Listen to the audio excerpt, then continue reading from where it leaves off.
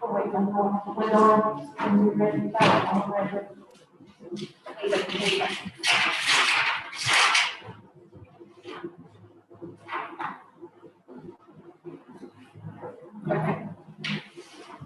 All right, we're going to go ahead and call the November 18th meeting to order. Roll call, please. Mr. Flanagan. Here. Ms. Wright. Here. Mr. Selden. Here. Ms. Hare. Here. Ms. Richards. Here.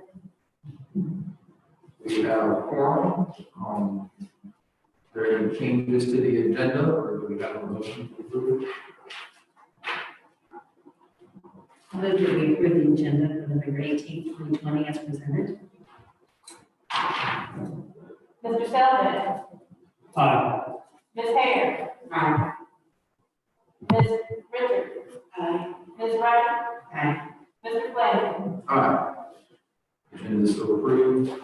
Now is the time for citizen input. If there's anyone in the room that would like to discuss anything that is not currently on our agenda, now is the time to do so.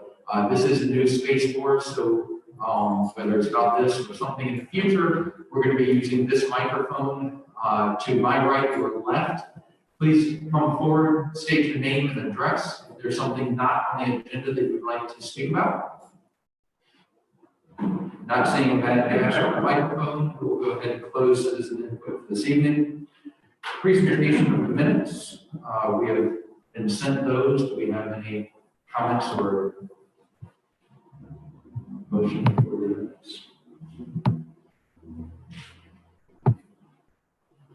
We approve the minutes from October 14th, 2020 regular meeting. Ms. Richards. Aye. Ms. Wright. Aye. Mr. Selden. Aye. Ms. Hare. Aye. Mr. Flanagan. Aye. We do not have a presentation this evening. That takes us to public hearing, REZ 20-0819 and ordinance 2020-15 and CUP 20-001. Good evening, Mr. Chair, members of the Planning Commission. Bear with me as I get this right.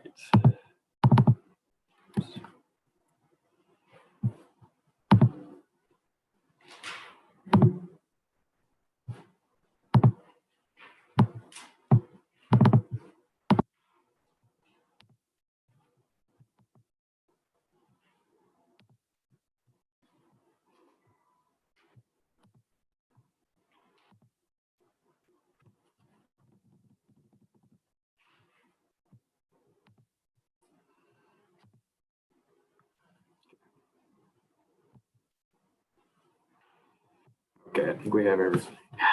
All right, so presenting to you all tonight, this is rezoning 20-089 and CUP 20-1009 JAG Logistics. This is something we've not really discussed, but brought up a couple of times that it was an upcoming item. This originally started out as a rezoning for, sorry, here. Okay. This originally started out as a rezoning to change a split zone piece of property that was half, or I should say 2/3 M1, last third RR1, all to M1. Due to the recent changes with our zoning ordinance, with the establishment of the new M2 district and moving some of the items from M1 over to M2, the use has since changed to rezone the entire property to M2 and to also allow for a conditional use permit for a truck terminal. As mentioned, this is located at 106 Jamestown Road. This is at the corner of Route 1 and Jamestown Road, so on the northern end of town.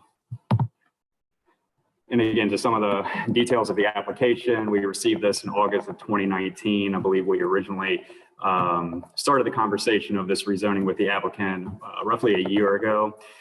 It's surrounded by a mix of M1 zone properties, B2 to the north, that's an automobile service station. It is vacant but zoned industrial to the east and to the west.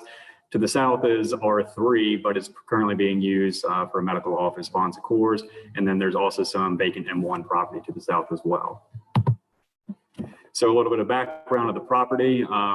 It has a unique history because it was partially annexed in 1977. The part that you will see that is zoned M1, that was annexed in 1977.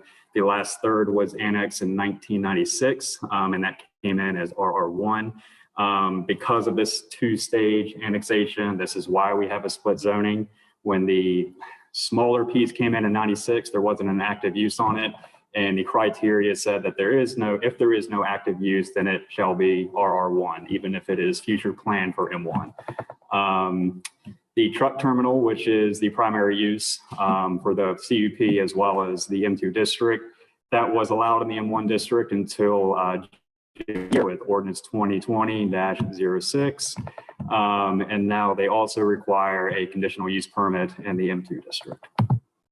And this is just an aerial to show where we're talking about. This is the property outlined in yellow here on the northeast corner of Route 1 and Jamestown Road. And just some of the pictures of the property. This is an old commercial site here at the corner. And this is one of two residential, I believe, vacant residential homes on the property right now. There's another one, I believe, slightly to the right of that house, not pictured here. This is the conceptual plan that has been submitted to us by the applicant. All of the buildings will remain. So that commercial building, those two residential homes will remain, and then a new storage building will be put up in the rear of the property to store the tractors that are associated with the truck terminal. The residential homes will be converted from the residential state to an office use. They will be used for administrative purposes. One thing I did not mention in the beginning, there will be another use, which is for a landscaping business. That is a by right use in M2 and in M1. So they will occupy one of those buildings, and then the truck terminal operations will operate another one. And here's a zoning map of the area. So the gray is your M1 district, your red is B2. You can see in the dotted yellow parcel where it turns from M1 to R1. So that's the small section that was annexed in 96, while all the other pieces of the property were annexed in 1977. The RR1 statement of intent, I'll just paraphrase this. It is large lot residential. It's the closest thing we have to agriculture in the town, but it's pretty much used as a holdover zoning district for those properties that came into the town from the county without an active use. I'll paraphrase the M1 statement of intent. This is for light industrial office uses. Basically, those industrial uses that can coexist with some businesses, even in close proximity to some residential uses. This is for those less intense designations. M2, you all know this very well. This is the one that we just adopted pretty recently. This is to allow for those moderate to heavy industrial uses. This goes into great detail about how M2 zoning should be far and away from residential zone districts, have access to sufficient transportation, should not be located on small local residential roads. So it's really carved out to be a good zoning designation for those heavier intensity uses. Looking at the development standards, M2 is your second column or your first column. That's the proposed district there. It is exactly the same as the M1, which is currently on the 2/3 of the property. And then RR1 is, again, that remainder with some of the more restrictive, at least as far as minimum lot size, minimum lot width, and that sort of thing. So the buffer requirement adjacent to residential, that's not a factor here. For these side and rear properties, it's abutting commercial, industrial, just non-residential uses, so that's not an issue. So this rezoning would not change any sort of development ability, at least in a spatial and design context, of the property. It would all be developed exactly the same as far as setbacks, lot coverage, lot width, that sort of thing. The definition of a truck terminal, this is pretty straightforward. This is also a definition we worked on with the ordinance over the summer. It's an operation where semi-trailers, including tractors and trailer units or other trucks, are parked and serviced. All service shall be done in an enclosed facility. The applicant pretty much meets the T of this definition. The one thing that he does not have any trailers on site. And to make sure that he will not have trailers on site, he has volunteered a proffer excluding the parking of any trailers on the property. So this will really just be for tractors, four tractors. So there will be 4 individual tractors. The future land use calls this as mixed business. Mixed business is reserved for a mix of more retail oriented, but also office uses and some service industries, automobile services, things like that. This is the predominant future land use designation all throughout Route 1 going up north. It's remained in its current state as you see it today since it's been annexed. So a lot of older commercial uses are there, a lot of vacant properties. So it hasn't really come to what we would see as mixed business, not like something we would see along maybe the southern portion of Route 1, south of England, south of Ashcake. It's just remained in this largely vacant state. Some of the policies that we looked at when reviewing the application, obviously the mixed business commercial future land use, the industrial future land use in industrial areas, and commercial development, that's our economic development policy. All of these speak to the importance of preserving our industrial areas, to retain them and take advantage of them because they are a huge economic driver for the town. We also need to make sure that they are not adjacent to our residential areas, especially the more intensive ones. So they just talk about where they are necessary, where they can be held.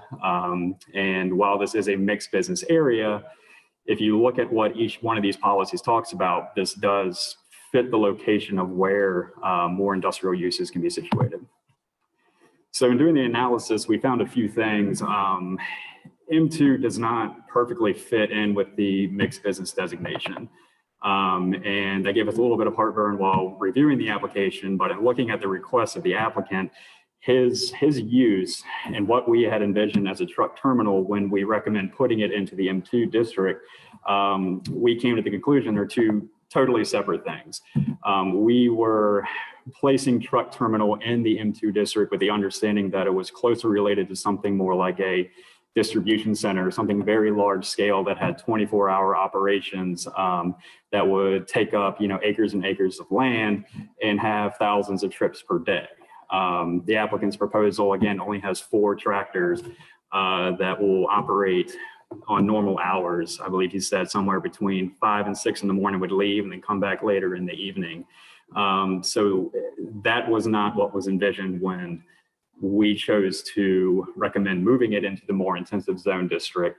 And then to differentiate himself from a typical truck terminal, he has provided those proffers, again, limiting the amount of tractors to 4, not allowing any trailers to be stored on the site, and a series of other proffers regarding buffering and making sure that the building is out of sight and can't be seen. And also just prohibited the placement of any distribution centers there. Something that also came across our minds as we were looking at this was, does this have the potential to then be used for some other use in M2 that we might not want at this location? And really the other use was the distribution center.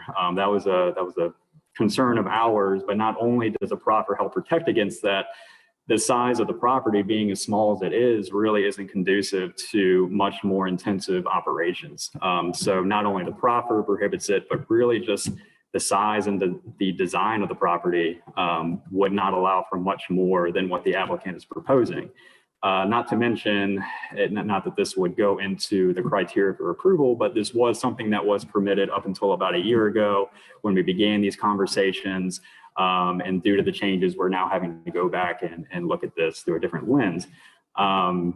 Unfortunately, truck terminal is the best definition, the best use for what fits. We looked for other definitions, but it really does fit it to the T. But what we found is his operation and the proffers that he's volunteered, the conditions that we have placed on the operation will not be a nuisance to surrounding properties. We found that it also won't prohibit other more desirable, I shouldn't say more desirable, but those businesses that we look at in the mixed business future land district, they won't be prevented from coming in due to this operation. So with that, we are recommending approval of rezoning 20-019 and ordinance 2020-15, as well as the conditional use permit, CUP 20-1009, and that's with the 8 proffered conditions for the rezoning and the 6 conditions for the CUP. And just to briefly go over those proffers, one of those is enhanced architecture. So you'll find in your packets that he did list out a series of design requirements for new structures that resemble what you would see along the Hill Carter Parkway area, some of those newer industrial buildings, very intensive landscaping and buffer standards that go beyond what you see in the M1 or M2 district, limited outdoor storage with the new passage of limiting outdoor storage to 50% in the M1 district. He has proffered that for his M2 district. I mentioned this earlier, prohibiting distribution centers. Any freestanding sign will be monument in size, no outdoor speakers, anything of that nature will participate in the proper recordation, and then right-of-way dedication. Didn't mention that earlier, but this is one of those unique properties where it actually extends to the center line of Jamestown Road. So he actually owns property right into the middle of the road. And he has agreed to dedicate what is 15 feet that he owns into the road to the town. And that helps us with building out the roads as need be throughout more development in the area. And then the conditions, these are specific to the truck terminal. These do not apply to the landscaping business, since it would be allowed by right in the M2. As I mentioned, limited to 4 tractors on the property at a time. All tractors must be stored indoors in that metal building that he showed in the concept plan. All servicing must be indoors. Any sort of bays, any sort of operation associated with the truck terminal shall be screened from public right-of-way, limiting access to Jamestown Road only, so the trucks won't be able to enter right there onto Route 1, creating a hazard with Jamestown and Route 1, so it'll be pushed far away from the intersection. And then similar to the proffers, will participate in the proper recordation process. And with those conditions, those proffers, again, we are recommending approval on both items.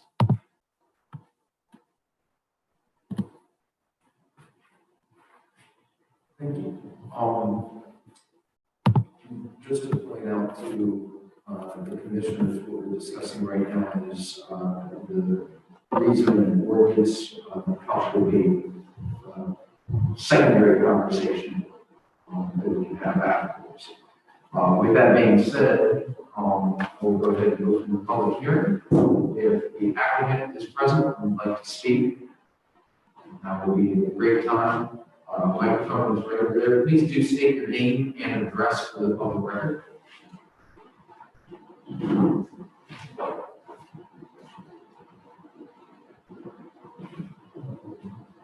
Hello.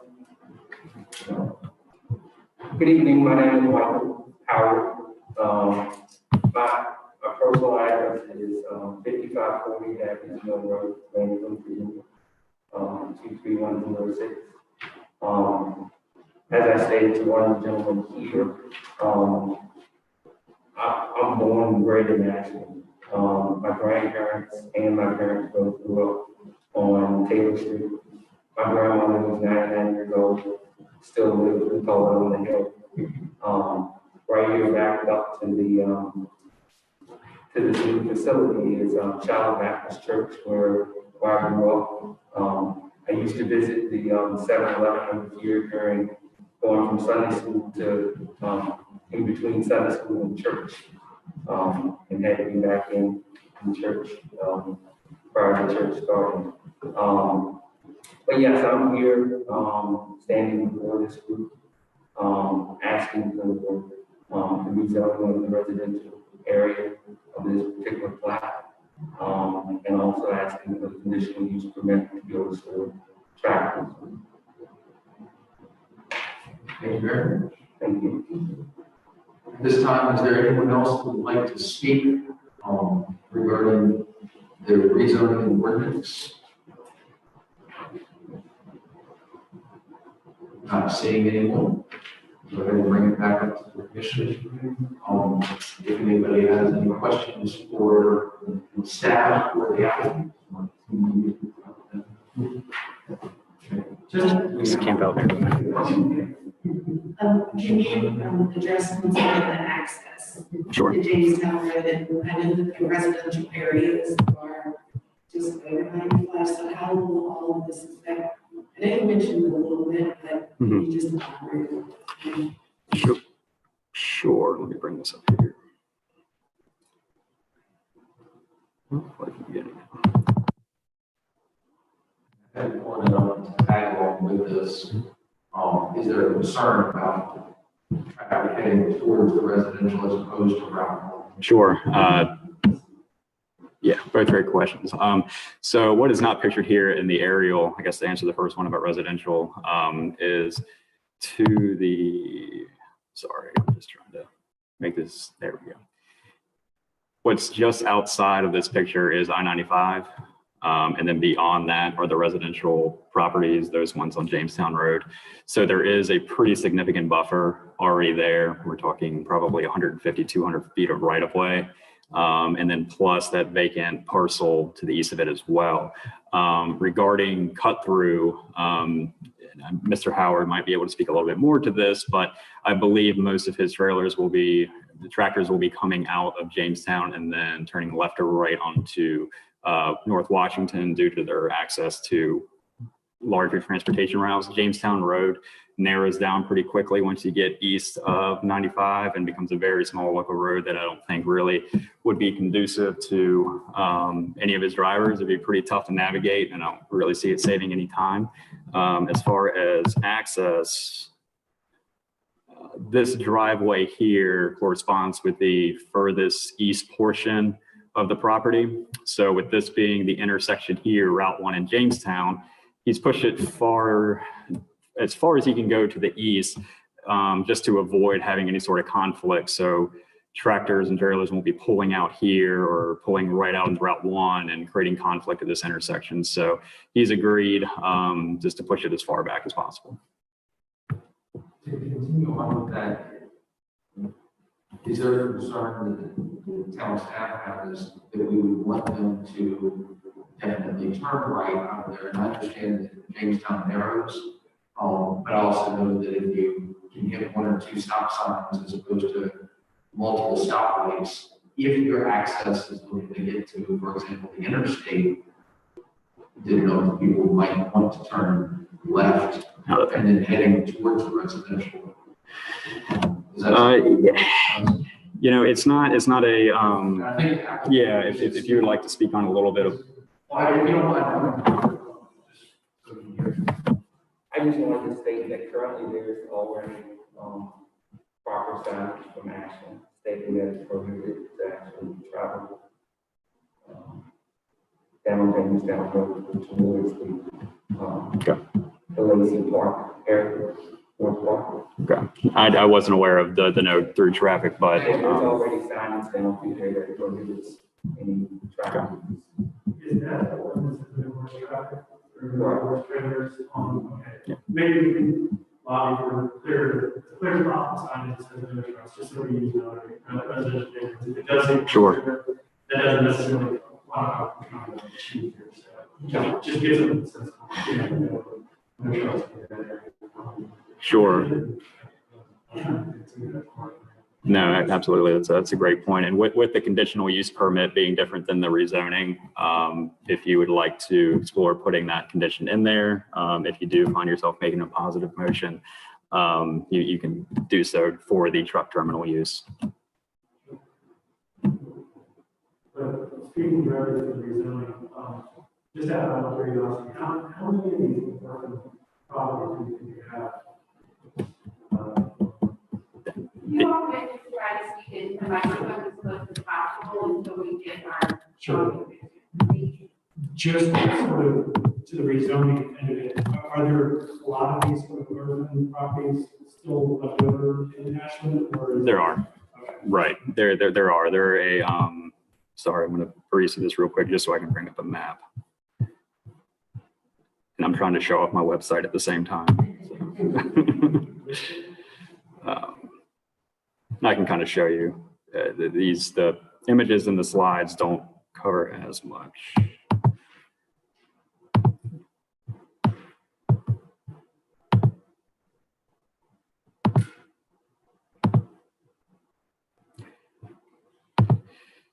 So a lot of the lots that you see, which are odd shaped, these are all holdovers here that were subdivided before. And that's why they came in looking the way that they do. And then also to the south, the opposite end of town, we have a lot of them too. I mean, these landlocked parcels, it's a very common, especially with that 1996 annexation.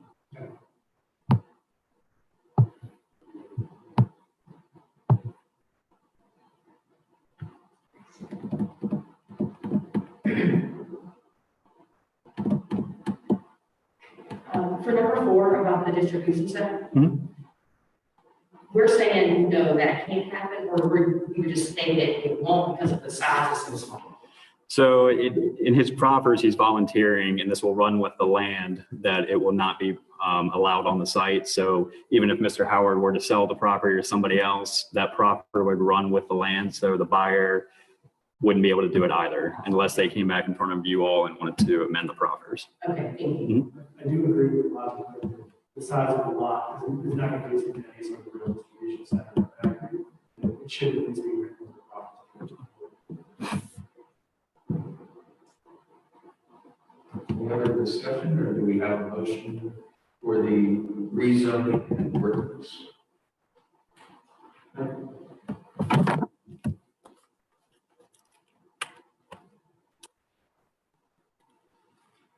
We should split this into two. There should be 2 separate motions. I am moving to recommend approval of REZ 20-0819 and ORD 2020-15 data logistics with the preferred profit conditions.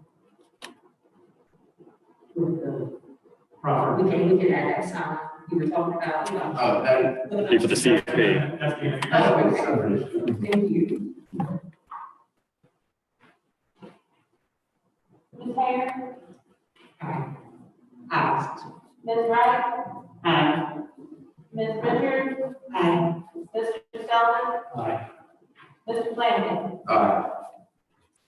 Motion passed. motion passes. Continuing on, as we opened it all, with the CUP 20-1009, that's where the traffic seems to be more of a concern to the commission this time of turning left. Now, do we know who handles the signage and of that nature? Yeah. I know that that park is shared both with town and county, as to whether the horse trailer sign is something that is done with us. We could, I don't know if it would work just to put it just opposite the egress and point of egress and ingress. And that could be something put in the potentially public right of way with the land use permit, just a sign there saying no left turns for trucks. We can work with Public Works to see if that's doable. You can recommend in your motion that we look into doing that. It doesn't have to be an absolute yes, we do it now. But we can look at putting signage there. That would be my recommendation to at least have a survey of the town. Yeah. To verify that. So it is, so this property line also does go to center line to the south, but it is a prescriptive right of way. So we have access to it. So we should still be able to put the signage there. It's just having the conversation with Public Works to make sure that they're okay with it.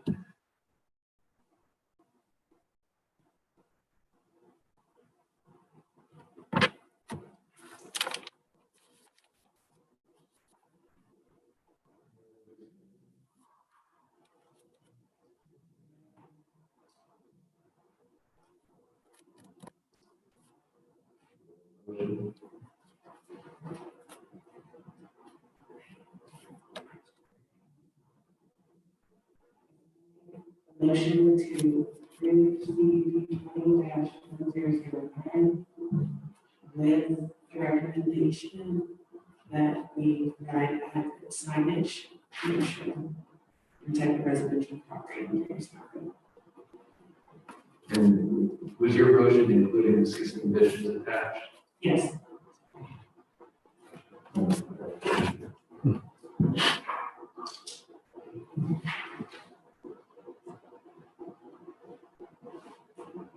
Sorry.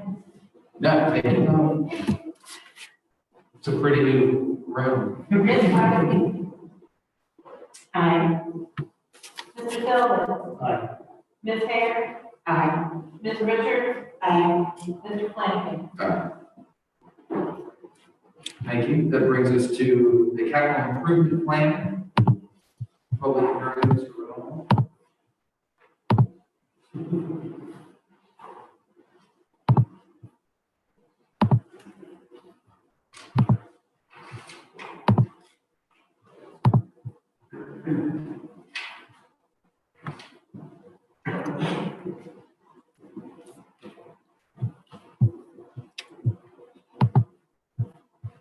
Good evening, ladies and gentlemen. Thank you for allowing me to come back in front of you. I'm just going to attempt to improve the audio real quickly for our virtual audience via YouTube, if you don't mind. Just there we go.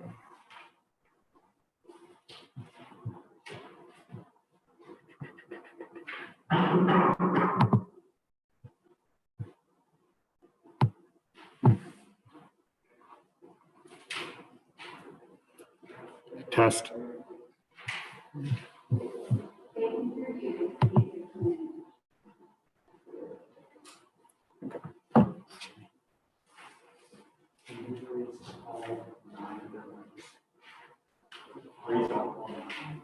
Yeah, about a quarter.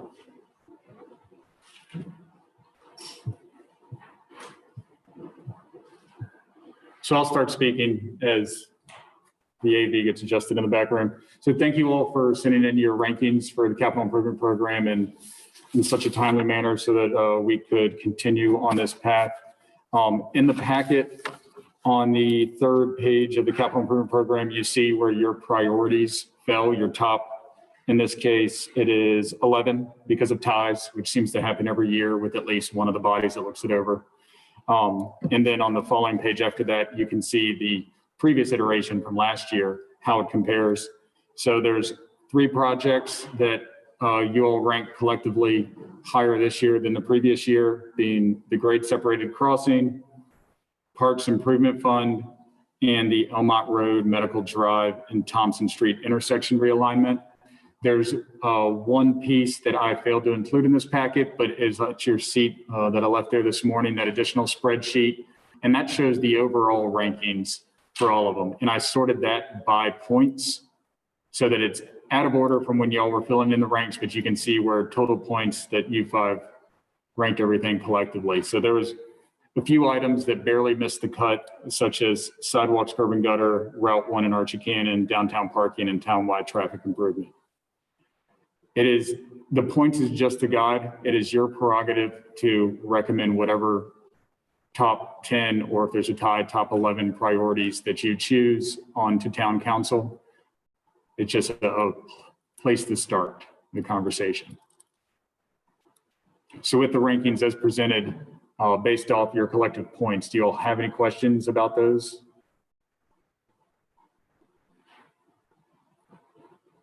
Just for our,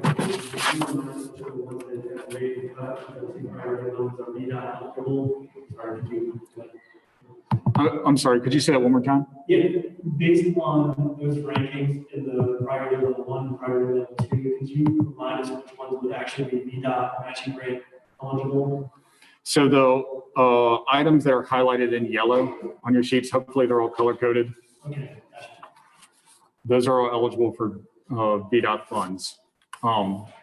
There are some nuances to it. So for example, the downtown streetscape, the elements of the project, so the projects we've done in the past have been the upgrades to Railroad Avenue, and in the future phases will be England Street from the railroad tracks to Route 1. The items of that project that are related to the transportation network are VDOT eligible. Items such as the town adding conduit for the municipal fiber is not. That has to be paid with local funds. There's likely some other elements of that project that are similar to that as well. Yeah, typically anything that directly deals with and improves the transportation network or what we can use our VDOT allotment for. Does that answer your question, sir? Okay. Any other questions? Not a question, a couple of statements. I was kind of interested in, I guess, the scoring that was brought about this go around. Quite a few changes as far as both what town council elected to move forward with previously and the potential list that we're discussing this evening. For example, sidewalk, curb, and gutter being one of town council's top 10 doesn't necessarily make the cut from our way around here. And another one, rail crossing improvements that was fairly high previously, dropped down significantly as well. There are different results. Yeah, I mean, you can see the shifts in, I mean, both the individuals' ideas of what needs to be addressed in the community, but also the collective ideals. Especially with like grade separated crossing increasing for the planning commission, where we know the trains and the length of trains aren't reducing, and not everybody enjoys waiting there 3 to 5 minutes. So the overhead utilities, specifically, it appears as though I got enough points to be in the top 5 this go round. Can you speak at all about the likelihood of that being a project in the next couple of years? And that's something that has been discussed for a very long time. There was a discussion of 54 between Route 1 tracks and things taking place. It seemed like it was a far off project at that point. So I'd say it's closer than that discussion. The public works and planning departments have been in discussions with Dominion and trying to get a cost estimate to ideally we're able to do it as we upgrade England Street.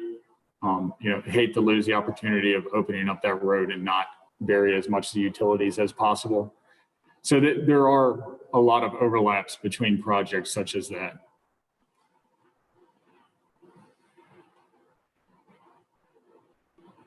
I can speak to that. Thank you.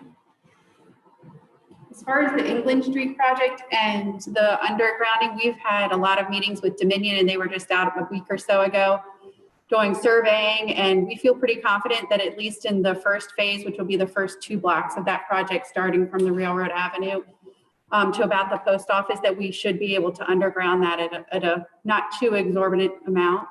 And so, as was mentioned, it kind of ties in with other projects.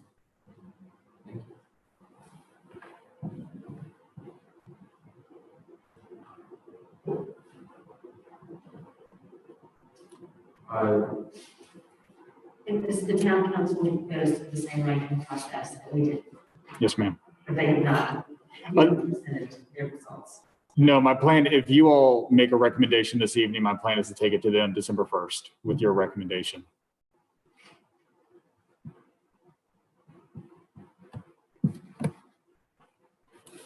And like you all, they do have, well, one new member in their case. I mean, so opinions can change or feelings, sorry, I need to be closer to the mic. So their ideas of what is a priority may have shifted from the previous year as well. Zoom meetings have evidently come into the play. It appears to be Yes. on the list. Yeah.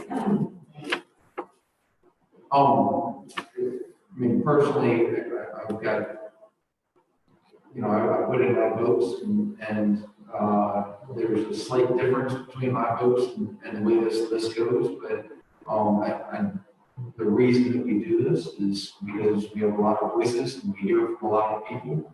And so with that being said, it looks like there's some fairly distinct lines as far as what gets presented. I would say that I think inundating town council with everything that has a number is a bit more than we necessarily need to push It looks like we kind of have a pretty distinct line with the top 6 that all were scored 18 and higher on 18 to 31 points. So it certainly makes sense to pass those thoughts along. So the commission now, I thought for consensus on the following, the next 4 were all within one another. Do you all want to issue everything 12 and above, 11 and above? Yes, ma'am. Oh, I apologize. Let me go ahead and open the public hearing, and I do apologize for that. If there's anybody that would like to speak about the capital improvement plan at this time, please come forward, state your name and address for the record. Bring us back to where we were a second ago, but I do apologize. We'll go ahead and close the public hearing. And bring it back to the commission. Sorry, Mr. Chairman, one item I might add, there was a resident who showed up to the council meeting last night thinking they were considering the capital improvement program. Mr. Hendrickson, you may remember him from last year, he wanted to advocate on behalf of sidewalks and trails and pathways. So didn't want to share that tidbit since he was not able to make it this evening. To be honest with you, that doesn't seem like an arbitrary place for us to cut it off. We would do 9 and above, that's probably better than sorry. That's probably a good place. I apologize for using that. It's probably a good place for us to sort of go with it. If we went with 9 and above, if you guys sort of agreement, I think that gets them to ponder and gives a wide range of votes. So instead of issuing our traditional 10, we're tied 11, go ahead and give them the top 13. Since there were ties in there, it would require us, in my mind, require 7 votes to let through if we didn't do that.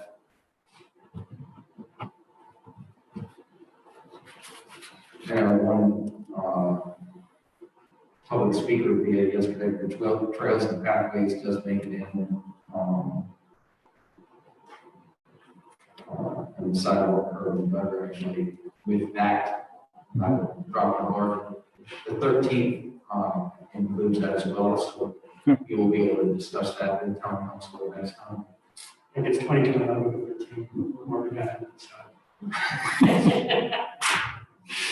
Okay, so just so I'm clear, it's everything from Route 1 and Archie Cannon traffic signal or more, correct?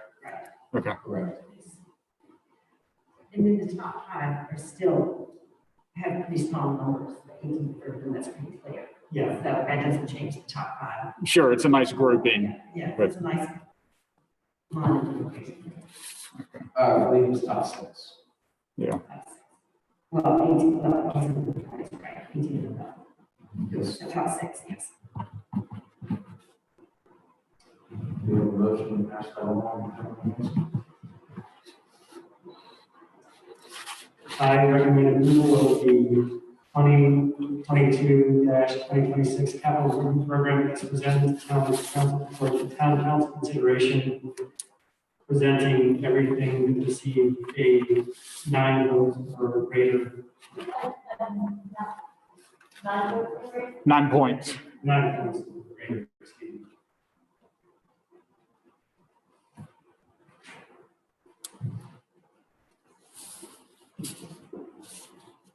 Ms. Mayor. Aye. Ms. Wright. Aye. Ms. Richards. Mr. Sullivan. Aye. Mr. Flanagan. All right. Thank you all. Thank you. That brings us to action item CUP 20-0729, additional use permit for Arkansas on Caroline Street. And before the presentation that is setting up, just to mention a couple of things. The public hearing was closed. I do want to make sure that everybody knows that all letters and comments have reached the commission for full consideration, and they were given to us in a timely fashion. So all of that has been received. Thank everyone very much for presenting those. just wanted to throw that out there. And then also restate, as it was mentioned during the public hearing, that two of us will be abstaining from the conversation and voting on such, myself and Commissioner Wright. Mr. Flanagan, you were looking to say why you're abstaining. Each individual has to declare. You want us to go through and restate that? Not a problem. Due to business relationship, current and past, with the college, I will be abstaining at this time for further conversation. We'll continue to run the meeting, but will not speak or vote on this topic. And I will accuse myself because I'm employed at Lincoln College. Thank you.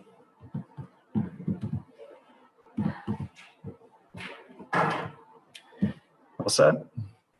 Here we go. All right. So we've elevated the laptop here because apparently some folks are having some trouble hearing back at home. So I'll do my best to enunciate and we'll try to speak loudly so all the folks can hear. So presenting to you all CUP 20-0729. This is the third iteration of hearing this, except now it is an action item. Been a lot of great discussion on it, but this is a request to change the use of the property located at 301 Caroline Street from a residential use to an office use. Offices are permitted in the R2 zoning district if it is in conjunction with a higher education use, and that is approved with a conditional use permit. The property is about a ½ acre in size. The future land use designation is traditional neighborhood, which permits 1 to 4 units per acre. And just some of the property details here. We received this application at the end of July. Again, the property is ½ acre in size. It is surrounded by a mix of college uses, predominant college uses, and office use, and then single family residential to the south, closer to England Street. So to kind of bring you to where we are now, the first hearing was September 9th. We did not have any draft conditions at that time, and you all recommended that we bring those conditions to you all and deferred. At the last meeting on October 14th, we went over those conditions, and Planning Commission voted to make some changes to those conditions, and we have brought them to you tonight. Those conditions relate to the design of the house and how it will be kept to certain standards, as well as parking, and wanting to not have the rear of the property turned into a parking lot to make it look as residential as possible. Also in the interim, we have talked with Paul Davies. Mr. Davies has given me a tour of the house, and it is an amazing house. I know that they put a lot of effort into it, and they've done a lot of research into it. And I know they're really trying to bring it up to a residential standard, but we are looking at this from a different lens as far as a use factor. If it were a matter of the amount of effort and heart that they're pouring into this, it would be a different conversation, but this is just solely about the use of the property, and it is about how it correlates with the comprehensive plan. So again, just giving you all an aerial here. This is at the corner of Caroline Street and North Taylor, outlined in red here. And also outlined in red is the same property, but you can see it is just outside of the campus master plan. This master plan is from 2008. The reason that this was not incorporated is it was privately owned at the time. The property next door had just been purchased by the college when this was adopted. So being under Randolph-Macon ownership, this was incorporated into their 2008 master plan. And that is 303. That's the property to the east of what we're talking about today. Here are some pictures of the property. This is very typical of colonial revival architecture. This is what we see all throughout town of many older houses. The zoning designation, as I mentioned, is R2. The purple that you see, that is HE or higher education. And then to the south, you see B1, which is our downtown commercial district. The R2 statement of intent. This is our most common residential district in town. This is for lower density residential. It really emphasizes the importance of keeping these neighborhoods predominantly residential, and that last statement kind of calls it out, fear of encroachment of dissimilar uses. And this is our future land use designation, and the green again is Randolph-Macon traditional neighborhood, which I mentioned is 1 to 4 units per acre. That is the majority of the land use or future land use in the area, and then the hashed areas are mixed use downtown. Some of the policies that we looked at, obviously the Randolph-Macon College Master Plan to encourage higher end housing and the traditional neighborhood, the statement of intent. The Randolph-Macon College Master Plan, looking at what they have in their document, their guiding document, as well as ours, speaks to the importance of limiting the development of the college within its campus footprint for fear of encroachment into our residential neighborhoods and our commercial districts. In the past, in order to accommodate future growth, we have approved a series of height exceptions to allow them to build up as opposed to out. And the plan also says that if they must expand the footprint to do so west of the railroad tracks on the property between the tracks and James Street around the Mullen Street area. Higher end housing, this is one of our policies. We would like to keep our executive housing to attract folks with, to attract the higher earners and hopefully have some of the economic development that will follow that with jobs. The house here is roughly 3 times the median value of homes in Ashland. So this definitely qualifies as higher end housing. It's also extremely unique and that has a lot of value for our housing market and adds a level of diversity to it. And again, just to look at the traditional neighborhood statement of intent to keep it predominantly residential, free of encroachment from non-commercial uses, or I'm sorry, non-residential uses. And then looking at the master plan and the HE district, the HE district somewhat mimics what you see for their master plan. What I'm highlighting in yellow is what the college owns kind of in proximity, but outside of the HE footprint. And we look at this just because we want to be mindful of where they may be intending to expand to, and just to keep that, you know, in the back of our heads as we're making these recommendations, because we are worried about encroachment. And I think they've heard our worries about it, but we want to make sure that we're doing everything we can to make sure that they are moving to the west, as we discussed in the our comprehensive plan. So what we found is that this would expand the footprint beyond the campus. The conversion of 301 Caroline would take one of the higher end housing units off the market. And we want to be cautious about encouraging future growth outside of the campus. And we're worried about potentially reducing the buffer between non-residential and residential, which conflicts with what we have talked about in the traditional neighborhood in R2 statements of intent. Our recommendation remains denial for CUP 20-02 or 0729 Randolph-Macon. If you all do decide to make a positive recommendation for approval, we have put forth 8 conditions that we would recommend to accompany that approval. They are in more detail in your staff report, but the first one talks about preserving the building design. You all had mentioned that you would like to see some of the similar standards that were proffered with the 205 Howard Street rezoning, specifically any upgrades, any work that is done to the house must be done to the Secretary of Interior standards. To plan for parking, again, not to use the entire rear of the property for all parking. So really keep surface parking to a minimum. It has been amended.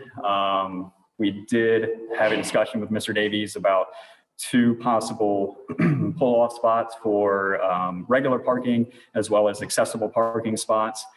They will be required to have an accessible spot for this commercial use. We also amended it to say, instead of approving that they will be required to have an approved parking plan prior to using it as a office, we changed plan to agreement. So we need to have some sort of agreement between the town staff and the college as to how they will accommodate the additional parking beyond the 2 that they're asking for the slight off-street, on-street. Landscape enhancements, just making sure that they are planting street trees in accordance with the R2 district, that it can't be converted for student housing, that if it is ever to be used as a residential use again, that is easily attainable. So no elevator shafts or anything like that. That is in keeping with the neighborhood character, to keep the lighting similar to what you would find in typical residential neighborhoods, and then to participate in the normal recording procedures. And this is just going into that amended condition where we just struck plan and put in agreement.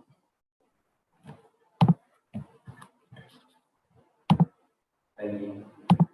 I do want to mention two more things before conversation begins up here. One, for those who are either unaware or concerned about their voice being heard, we did have a planning commission for a while here with, a public hearing for a while here with the planning commission. There will be still a chance to speak with town council. And so we don't ever want anyone to feel as though they didn't get the chance to be heard. And so even though it is not a public hearing this evening, please do know that there will be a chance to speak again before anything is finalized.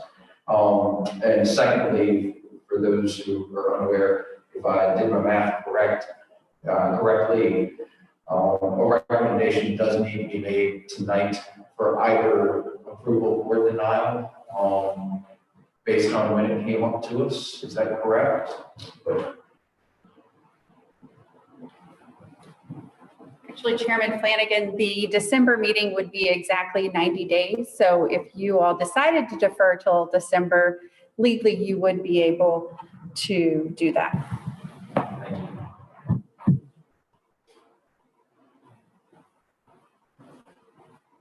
Open for discussion.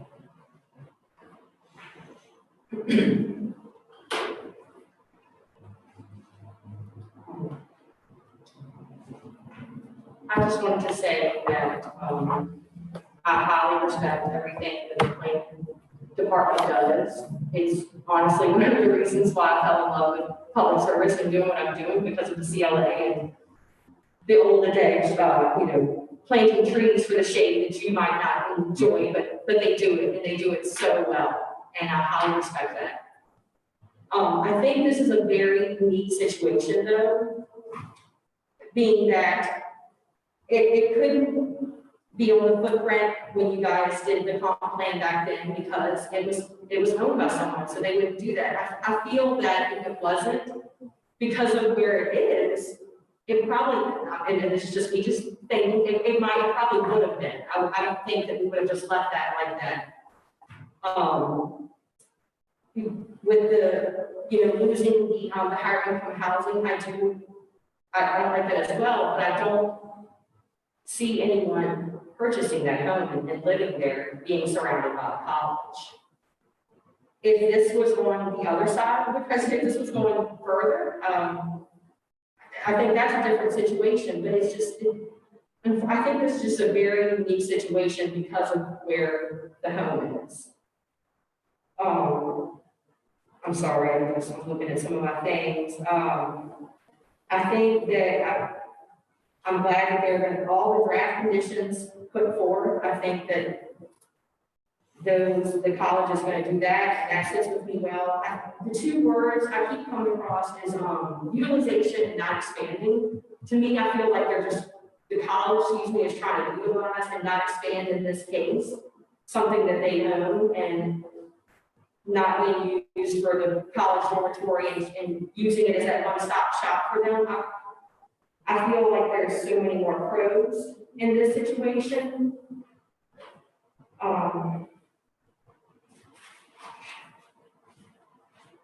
I know that it doesn't fit the goals of the comprehensive plan, and that does give me heartburn. But for the intent, I'm struggling with that one too, because once again, we did it for the 303 in 2012. And to me, this is just I keep coming back to a unique situation of it. I don't think it would have a moderate impact on the surrounding neighborhood because of what they said for the parking and everything. So I'll be quiet, you guys.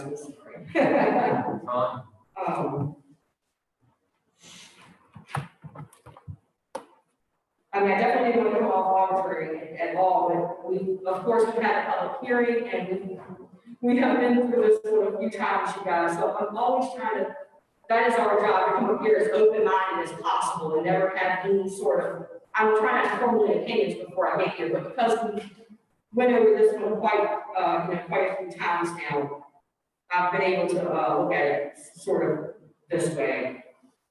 And with all that being said, I move to approve, or recommend. Before we have a motion. Yes. Just in case somebody else moves. Oh, yes, I'm sorry, I thought I could just say that, go with it. Newbie. She's made the motion. Okay. So you can still have discussion. Thank you.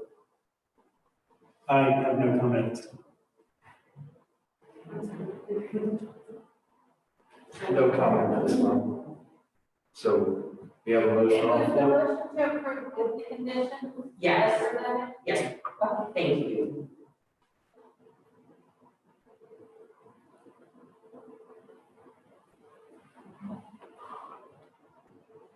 Ms. Richards? I Ms. Wright? abstain. Mr. Sullivan? Aye.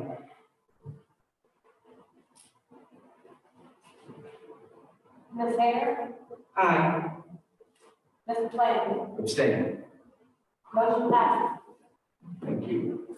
That brings us to report of committees. Dr. McGraw.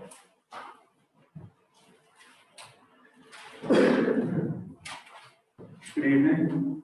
Thank y'all for making really tough decisions. It is something that I've been thinking about and really pondering, so appreciate you on that. We are beginning phase 2 of our municipal dark fiber line network, so we're adding about another mile of fiber network. It's going to affect about 20, 30 businesses, the northeast of Ashland. And it's really exciting because there might be some other plans that can go further south to our business district of 54. So we're excited that our network is expanding. So glad to see that it's one of your priorities. Yesterday was Chief Goodman's birthday. It was a happy birthday. He took it, pretty well. We had a nice sing-along for him. Vice Mayor Hodges has informed us that there may be a traffic circle going in at Ashland and Jamestown Road, and it's not going to be like a fast thing happen. But if you just think about even Ashland going down Ashgate 95, a lot of trucks that so a circle might be pretty good if another has gone around the county grass. What's that intersection again? Ashgate and Lewistown. Lewistown. Yeah, so if you go down Ashgate heading east and you want to get to 95, it would be that weird intersection that you kind of turn right and you can't quite see, so that's coming up again. We're beginning stages, so that's how long it. Council approves it in a letter to Board of Supervisors, kind of going like elected official to elected official. Hey, we got these developments or these plans around the town. You include us as much as possible in what you're preparing. And we're hoping as much as possible to maybe limit the intensity of those plans. So that's just something that we did. Just saying, hey, please communicate with us. Councilmember Abbott assures us that light up the tracks is still happening. We can take volunteers. So if you're interested in volunteering, please contact Maggie Longan. I think there's a presentation on that anyway. But that is our council update. I'm happy to take questions if you have. I hope I've spoken to Mike well. Thank you so much. Downtown Ashland Association. All right. And just to jump right into the light up the tracks conversation.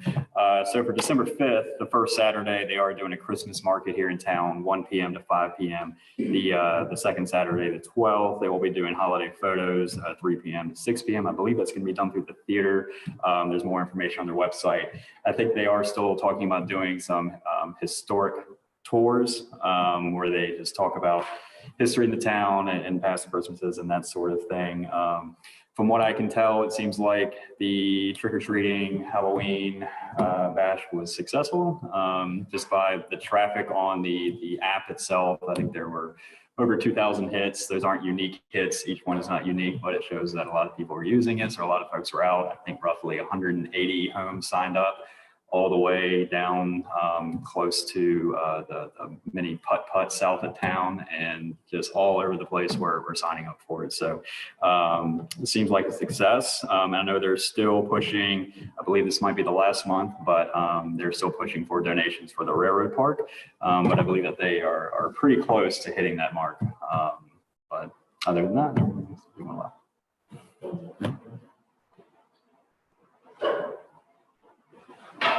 And everything else.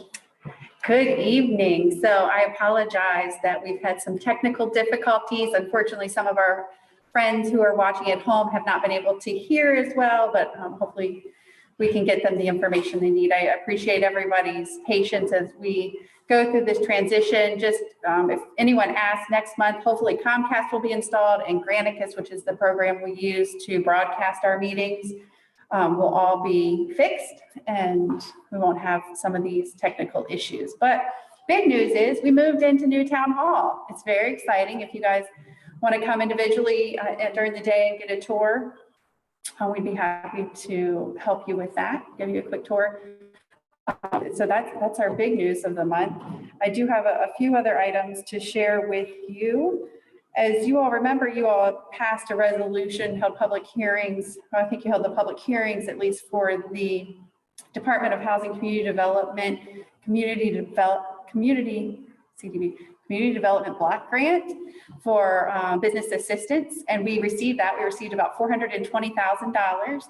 We're going to use about $320,000 to go towards rental assistance, another $100,000 or so. I might have my math wrong, but about $100,000 for safety grants, so to continue the EDA's work with safety grants, and then about $20,000 to go towards technical assistance in partnership with Downtown Ashland Association and Dominion Energy Innovation Center.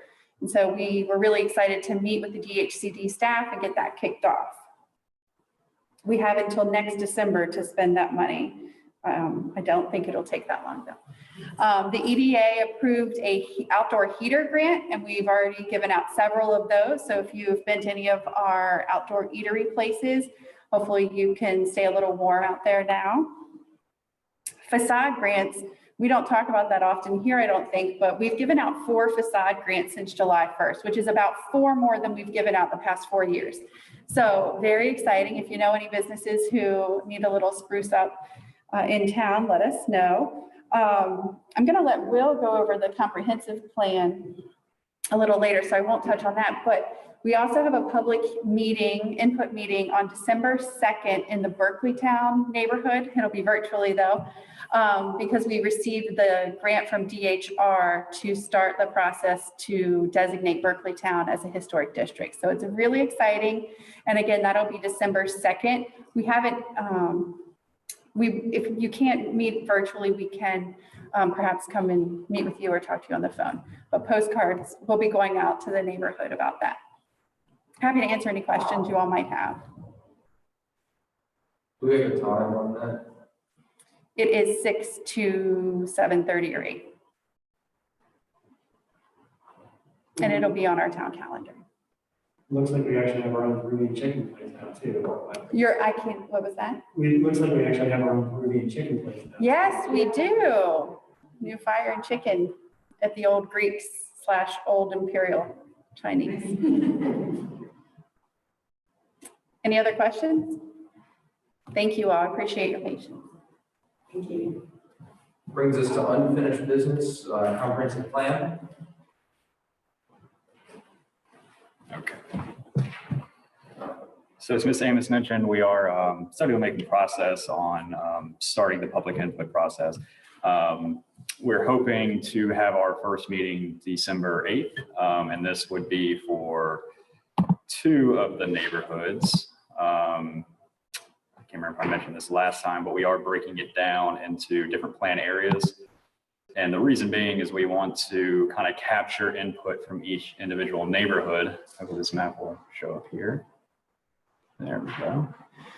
And we are going to combine some of the neighborhoods to make it a little bit more efficient, but we still want to break it down in different sections. So On December 8th, we're hoping to bring in what we're calling Industrial North, which would be this area here north of Archie Cannon and some of Sylvia Road and over there to Haley, as well as our Industrial South area, which is kind of the Johnson Road and this Maple Street extension down here and Dowgill as well. So that's kind of how we plan on tackling this, is to combine some of the neighborhoods, bring them in, get their opinions on what they, how they view development and how it's working right now, how they see our existing goals and principles and objectives and things like that. And really just ask, are we where we want to be? What could be changed? Are we meeting the mark? What can be done differently? So really just to get their input. So we're looking at probably a total of 6 meetings to incorporate all these areas. We'll broadcast each one of them. For folks that can't attend but still want to give their input, once we launch this website, which I'm using right now, let me get this out of the way. We will have a survey available. We do encourage people to go through this entire website. This is just a story map, a GIS story map that provides a lot of information about the town, where we came from, or where we started in 2010 with the last update and how we got to where we are now.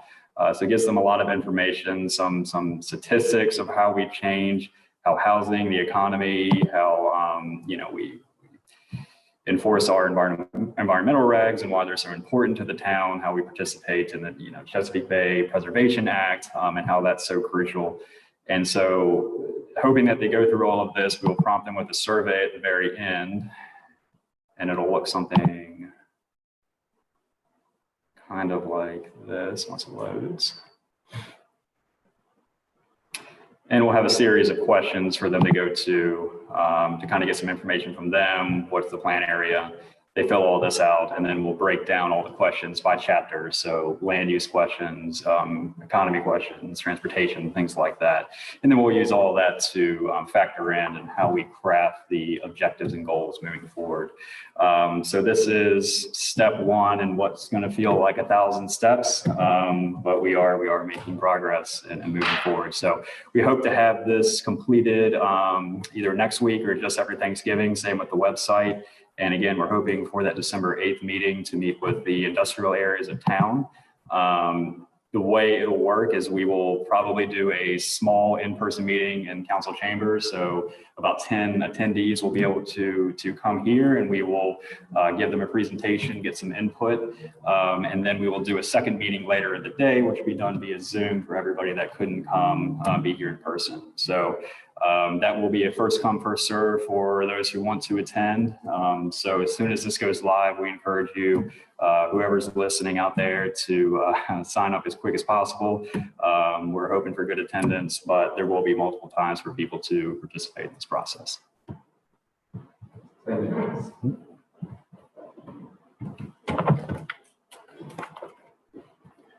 And credit to Clancy Addington for the cool drone footage at the very beginning.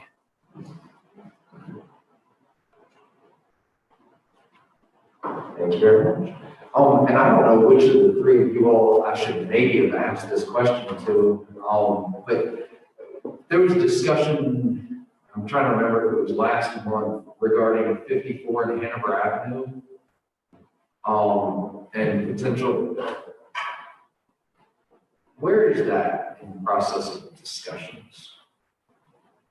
Well, I think everyone got gung-ho to get it started, and then the town hall sidewalk project started. So we're going to wait for that to finish and then restrike. So the discussion, like, is that decision made that it will be done, or was there? Yes, the painting portion is going to happen, and we're going to give it a try. And if it doesn't work, then we'll lay some pavement over it and it'll go away. So the reason I was bringing it up is because I paused there and took a quick picture of where a truck was and hugged as far as I could to the right side of my small car, not the big truck.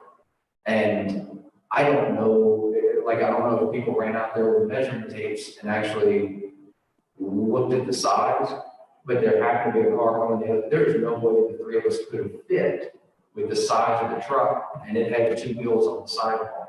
And so I just didn't know if we had done that or, you know, it was general discussion and thought, and it sounds like a wonderful plan and idea, but I started thinking about dropping people off if they are handicapped and need that sidewalk now has somebody potentially in a wheelchair on the road for a period of time because there's not direct access. So either sidewalk work should be done to make that feasible so that somebody's not in the sidewalk, or the sidewalk work that's being done here at the corner needed to have been brought in about 6, 8, 10 feet to actually make it so that you can have 3 passable lanes there. It will be interesting to see the feasibility of the size of those trucks and whether that was actually accounted for in the thought of striping or not. Because I don't see how we could have fit. We took turns and it worked. But it seems like either we're addressing things for 1 or 2 businesses, and maybe those drop-offs should happen elsewhere, and it just shouldn't be a drop-off limiting zone, or maybe I had a misconception because of where the cones were. But it'd be interesting to run a measuring tape. So the engineering department has worked on the designs, and so they have obviously gone out and measured it and surveyed the area and added that to the design. I can visualize and understand what you're saying, but they're telling us it will work. Interesting to see. Yeah, and that's why it's not going to be any permanent improvements, because we do want to see how functionally, I mean, sometimes things, an engineer can say it looks good, sorry, same with architects, like this was not supposed to echo. And sometimes an engineer can say on paper it works, but we're going to put the paint down and see if it actually does. We'll give it a try. Speaking of questionable engineering or problems with engineering, how long is the generator going to be sitting in the middle of the road? Are they kind of getting near? So it was supposed to be gone, but because of issues that we've had, it'll probably be here at least another week or 2. And if you haven't seen the FedEx truck doing a U-turn, let me know. I will send you the video.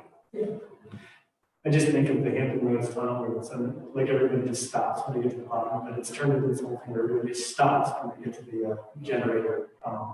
That's very true. We put the sign up because people were literally stopping on the tracks, and you know, when it came and they didn't know what to do. I think people have gotten used to it now. We did put the sign up that says, please don't stop on the tracks, but there is a lot of signs out there. It's hard, especially if you're not from around here. It's a lot to take in. It's busy, and when those blinky lights get going, and you're trying to spot which corner somebody's coming from, it's like, yeah. Yep. Tricky intersection. And what is the generator for? It's, I think, actually a pump for the sewer. I'm not an engineer, so I could be wrong. Thank you very much. No listed new business, upcoming items, unless somebody has something else. We are adjourned.